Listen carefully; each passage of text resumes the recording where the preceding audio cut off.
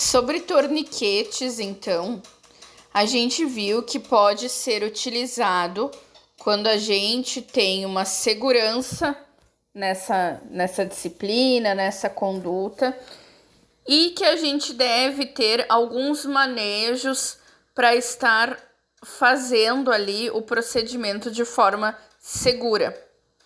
Um torniquete, ele é composto, então, por um pedaço de pano, pode ser uma camisa, pode ser uma fita larga, uma cinta. Ele não pode ser, em hipótese nenhuma, fios finos, né, correntes, cordão ali. Às vezes, se tu não tem, em últimos casos, tu até pode usar.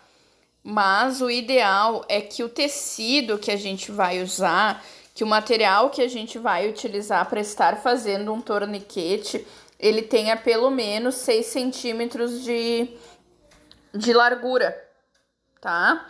Que o que seria? Mais ou menos 3 dedos, né? Aqui a gente tem uma amostra de um torniquete que a gente pode imaginar a situação que uma pessoa tá andando, sei lá, no meio do mato e precisou improvisar um torniquete. Então, aqui a gente observa o sangramento, né? Pela característica do sangramento, eu já posso imaginar que é um sangramento arterial, ou seja, se eu não conter esse sangramento, o meu paciente, a pessoa que está comigo ali, estima-se que ela tem 75 ml de sangue por quilo. Vamos imaginar que essa pessoa aqui pesa 60 quilos, gente. Então, ela vai ter ali na faixa de 5 litros de sangue. Se ela continuar sangrando desse jeito, o transporte, o serviço móvel, né, de atendimento, ou eu levar ela para um hospital, ela vai acabar sangrando por minuto 100, 200 ml, até que ela pode desenvolver um choque hipovolêmico, que nós sabemos que acontece quando diminui, né, a quantidade de sangue circulante no organismo. Então, o que eu faço? Vocês estão vendo que aqui a gente tem, né, um tecido de mais ou menos 4 a 6 centímetros. Provavelmente nessa situação aqui, a gente imagina que a pessoa tirou uma camiseta, né? E aí a gente faz 2 voltas acima do ferimento. É bem importante que seja acima do ferimento. Eu pego um pedacinho de madeira, uma caneta, alguma coisa e faço um nó por cima. E esse nó, através daí dessa ponta e dessa ponta aqui, eu vou girando, girando, girando, de forma que vai estancar o sangramento. Mas não é só isso, tá? Quando eu aplico um torniquete, é bem importante que, por exemplo, mediante a situação que eu estiver vivendo ali, se eu tiver um batom, um rímel, uma caneta, uma tinta, eu tenho que fazer isso aqui, ó. Eu tenho que identificar torniquete 19,50 para que o serviço que vai chegar, ele saiba que foi às 19,50 que eu apliquei esse torniquete. E lembrando que a cada 10 minutos eu venho aqui e eu desfaço uma volta de pressão para correr um pouco de circulação aqui na perna desse paciente, para que ele não venha ali a estar perdendo a sua perna por falta de circulação. Aqui a gente tem desenhos de torniquetes que eles são profissionais, né? Que os socorristas carregam em suas mochilas, o pessoal que anda acampando costuma carregar. É mais fácil, né? Passa a fita ali, ó, aqui ele tá anotando o horário e pronto, é só fazer a volta. O que é importante eu saber? Que é acima do ferimento. Outros exemplos de torniquete aqui, ó. Tá vendo? Passei o pano, fiz o primeiro nó. Aqui coloquei a minha madeira ou o meu pedaço de ferro, ou o que for que eu tiver. E aqui eu vou dar quantas voltas eu conseguir. 10 voltas, 12 voltas. e escrevo torniquete, o horário. E a cada 10 minutos, o que eu faço? Eu solto um pouco da pressão para que vá um pouco de sangue para essa região. E pela lógica, a gente pensa assim, ó. Se eu tenho um cano, tá? Aqui tá o meu cano. E tá jorrando, né? E aí aqui eu fiz a passagem. Eu não deixo mais passar. Ok, parou de pingar sangue.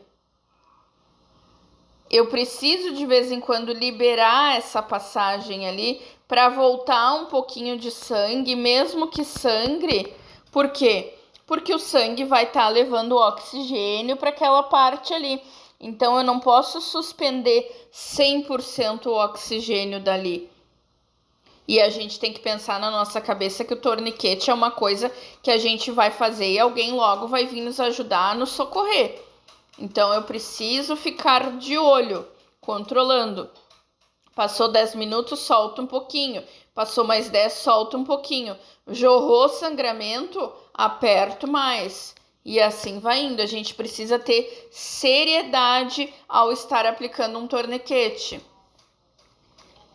Aqui a gente tem novamente, né, o desenho de um torniquete profissional, né, no qual ele tem a fita de tração com ganchos e argolas que passa ao redor, né, o clipe para apertar, a barra para torcer, a placa para estabilizar, o passador ali para estar como se fosse fazendo nó, a etiqueta de marcação de hora.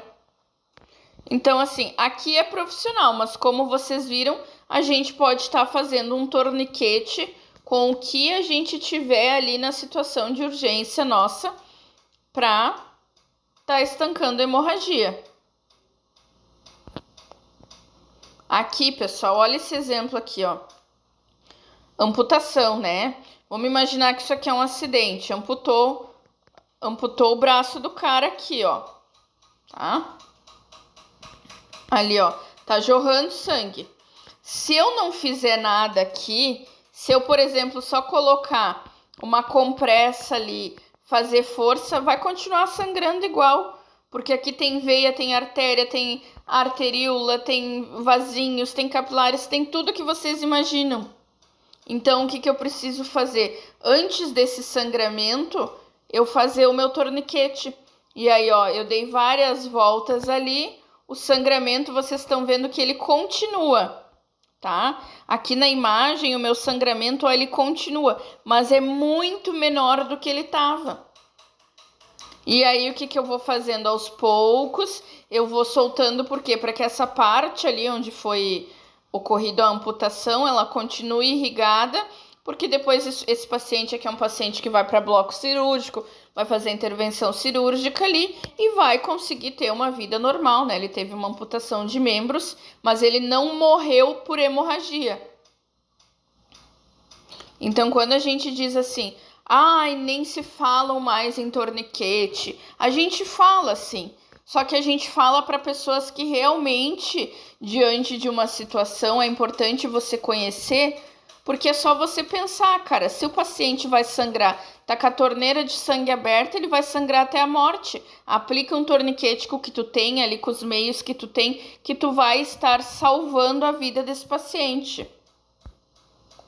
Então é isso. Lembrando de vocês anotarem em qualquer situação, ó, torniquete e o horário, porque se demorar meia hora para vir o serviço ajudar vocês, em meia hora vocês têm que ter soltado 3 vezes um pouco a pressão desse torniquete e avaliando. Pensem pelo lógico, tá? Sempre pensem pelo lógico. Vocês olham para um cara, vocês já pensam, esse paciente deve pesar mais ou menos tanto, né? Uma estimativa assim, tá perdendo sangue, vocês vão calculando. A gente não pode perder muito sangue em pouco tempo, né? Porque a pessoa entra em choque e aí piora a situação de vocês. Ah, o meu paciente tá em PCR e teve uma amputação. Olha o exemplo. Esse paciente aqui que tá com amputação de membros, vamos imaginar que ele sofreu um acidente de trânsito, tá? Vamos imaginar que é um motoboy, sofreu um acidente de trânsito, teve amputação de membro. tá em PCR. Adianta você vir fazer massagem cardíaca nesse paciente sem primeiro você aplicar um torniquete? Negativo. Você estará fazendo o seu serviço em vão. Os seus esforços serão em vão. É um paciente que, sei lá, caiu de uma determinada altura ali, amputou a perna. Adianta fazer massagem cardíaca se não estancar o sangramento? Não adianta. Tenho 2 vítimas, tá? Um atropelamento. Uma tá em PCR e a outra tá com uma hemorragia. O que eu faço? Aplica um torniquete primeiro. Porque senão tu vai ter 2 vítimas de PCR. E a vítima em PCR, assim que tu começar a manejar, tu tem a chance de fazer ela voltar. O sangue tu não vai conseguir ali em via pública colocar para dentro de novo. Tu só consegue pausar o sangramento. Então é isso, espero que vocês tenham gostado.